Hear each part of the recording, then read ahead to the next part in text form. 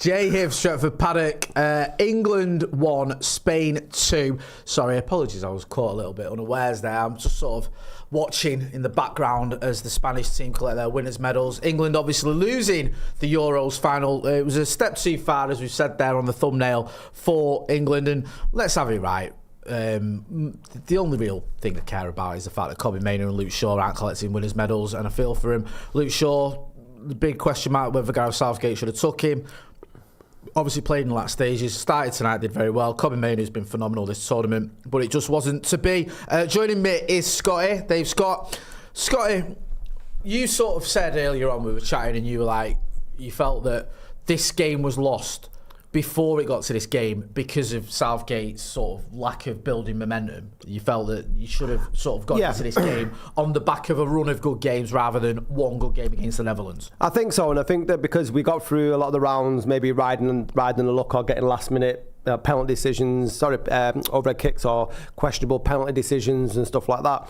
Southgate had the opportunity with the ability of players that he brought to the tournament to not play this sort of pragmatic, stoic football like he did, where he didn't seem to know what he wanted to do in the centre of midfield and started tinkering halfway through a tournament. That never needed to be the case, especially when you looked at the calibre of opponents that they had in the group stage. And he just seemed to make a right pig's ear of it.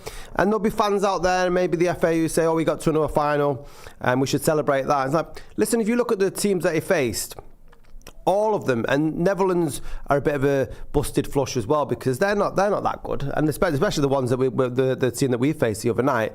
And for me, he's just failed again. But he had the opportunity earlier on to try and get more progressive football, find a style of play, and he's just been left wanting. And you're still making changes like semi-finals, quarter-finals, in the final, the Luke Shaw, we still weren't too sure what the best starting 11 was. And you can look at the injuries and stuff like that, but the way he was toying around between Scotty Motty, Conor Gallagher and Trent Alexander-Arnold was just comical. And then you see someone like Phil Foden, who's been absolutely bobbins the whole tournament, bar 10 minutes against the Dutch.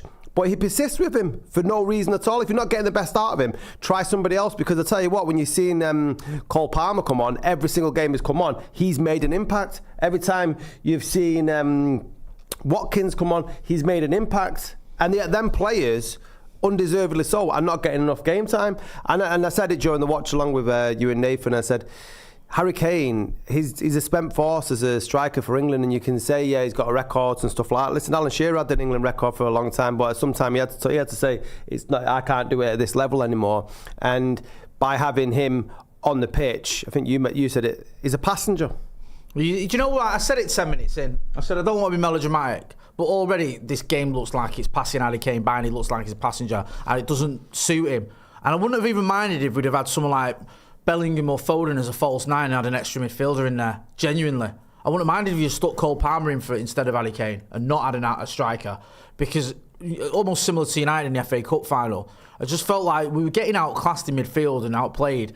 And because obviously with Spain as well, at times they were playing such a high line, the defenders move up. Like Laporte was almost like a midfielder. Yeah. And you need Harry Kane to be pressing and to be sort of trying to win those balls. And he wasn't. And he looked knackered after 5 minutes. And you just think, he's played a lot of football this season. He's played a lot of minutes in this tournament. I know he's only young in sort of relative terms, but as a footballer, is he 30? And he just seemed to catch up with him. And I just feel like when you've got players like Manu and Foden and Bellingham and Saka, who are quite nippy, quite sort of, can have that sort of energy.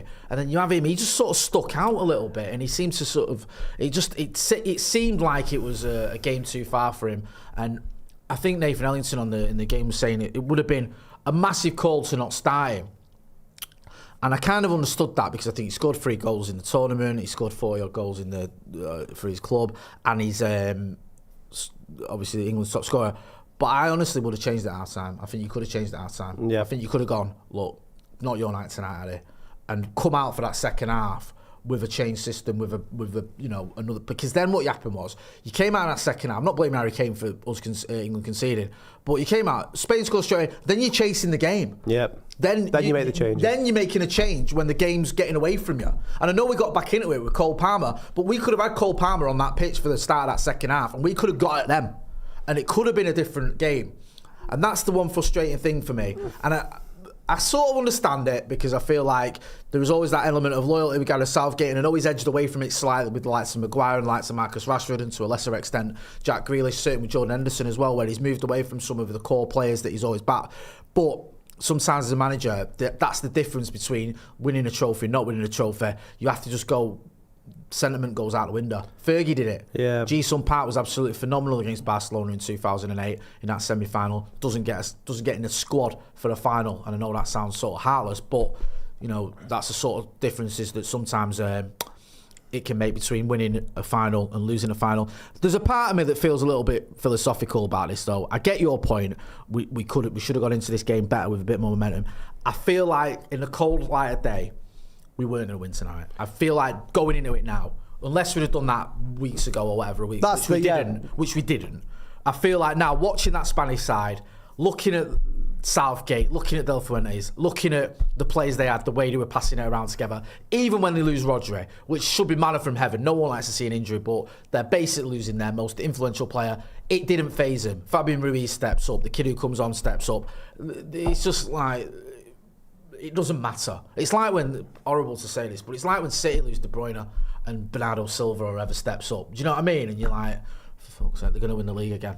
And it just felt like that with Spain tonight. Do you think that it's just the calibre of players that Spain have got, though, or that they've been drilled and coached to play that way? Because this is, I think De La Fuente's only started just before the World Cup, so he's not had that long with him. Southgate's had how long with at the England job? If you look at the players that he has at his disposal, and you're looking at the Saka, Foden, Palmer, Bellingham, Mainu, Watkins, all these players can play the similar sort of football that Spain were playing tonight. They're just not allowed to or told to do that. And because you have got Harry Kane lumbering around like a dinosaur at the top, and I'm saying as a 30-year-old man, but that's what it felt like in large parts, you're preventing them from playing any form of fluid football. Yeah, maybe. I think sometimes as a manager as well, even though he's got to a final, which is no disgrace in that, sometimes it can be a tournament too far. And sometimes a new manager can come in and he can go, who are my best players? Cole Palmer, Mainu, Foden, or, right, who's my best 11? Who's the players that I can get a tune out of that work well together? He doesn't owe any players anything. He doesn't have that in his head where, who's the guy that's always got me out of jail? Harry Kane. He's got to start for me because he scores goals and he's always been there for me. Who's a player I can always rely on? A new manager can come in sometimes with that. And I think now, for me, is the time for that. Gareth Southgate can walk away from the England job, and no matter what you think Gareth Southgate, I'm not been his biggest fan, and when he was linked with the Manchester United job, I nearly vomited.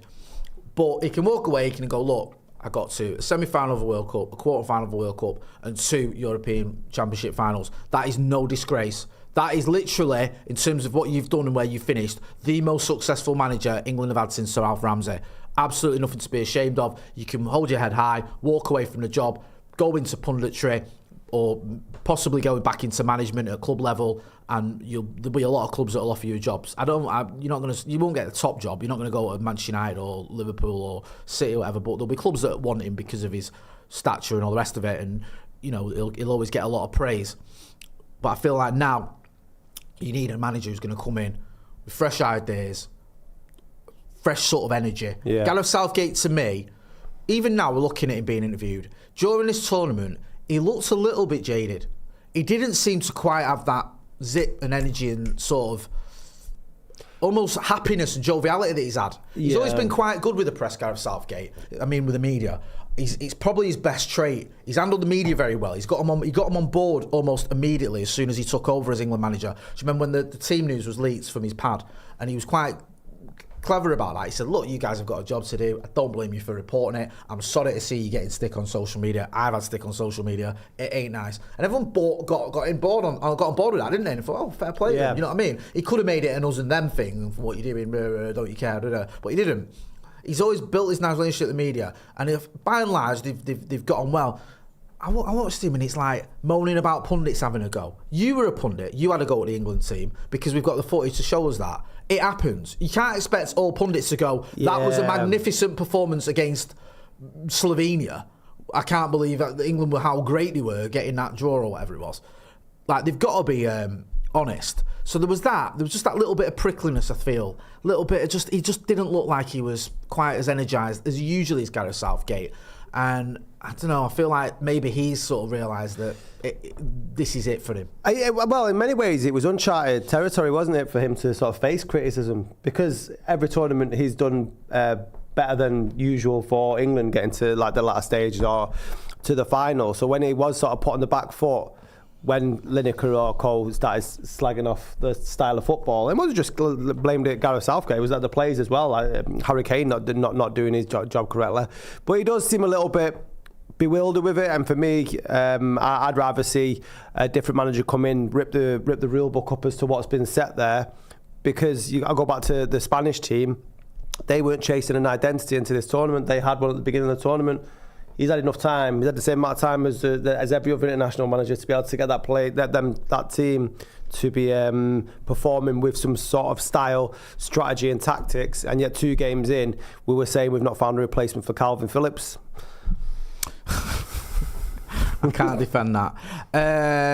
AD, who's been a member of the Academy for 9 months, said, bad result for England, good result for positive football. Thanks to the both of you for being there to go through the roller coaster together, UTFP. Thank you. Sam Z says, England didn't have the makings of artisty athletes.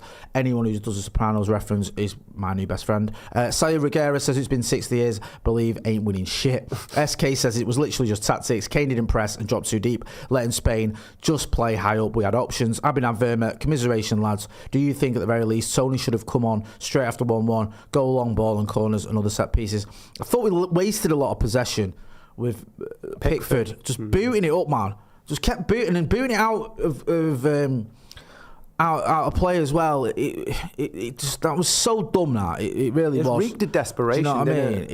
It was. Aquila Rossa says, I'm old enough to remember this time more than any other time. England song in 1982 still won naff all.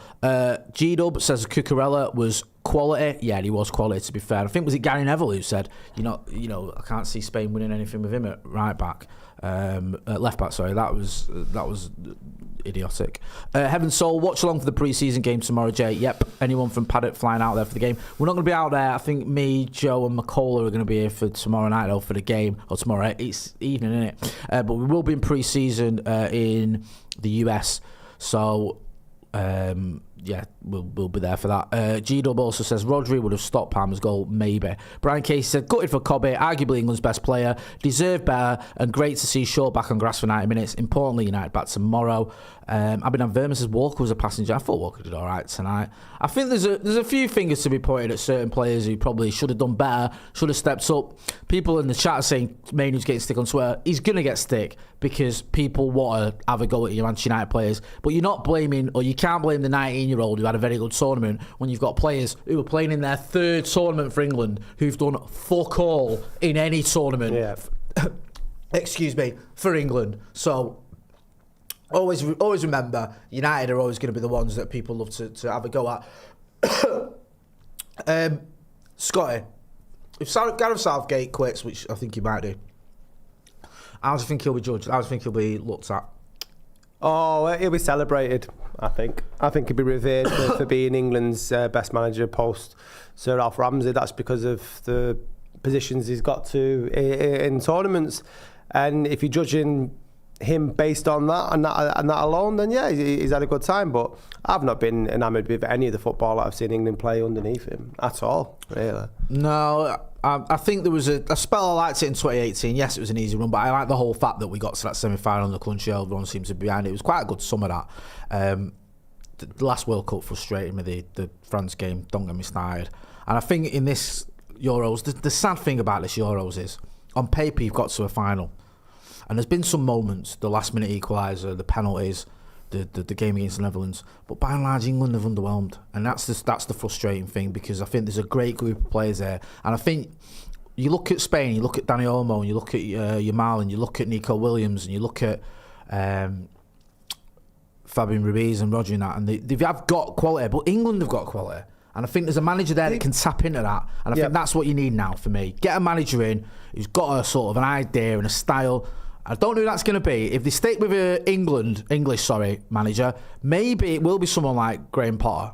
Because you may scoff and go, well, but Graham Potter flops at Chelsea. Gareth Southgate got sacked at Middlesbrough when he was in the Championship. Yeah. Graham Potter's done more in the Premier League than Gareth Southgate ever has, and at least he has a style of football that you can kind of see. Plus, Chelsea is an absolute bin fire. So maybe someone like him coming in now, working with this group of players, could get a tune out of him. We'll have to wait and see, though. Going to wrap it up there. Myself and Scotty are going to be back on Scotty and Motty in about 15 minutes, so 10 minutes if you want to go and check that out. Also, check out all the other videos on the channel. I'll be back on this channel in the morning with the news. Scotty, big thank you to you for coming on the channel as always.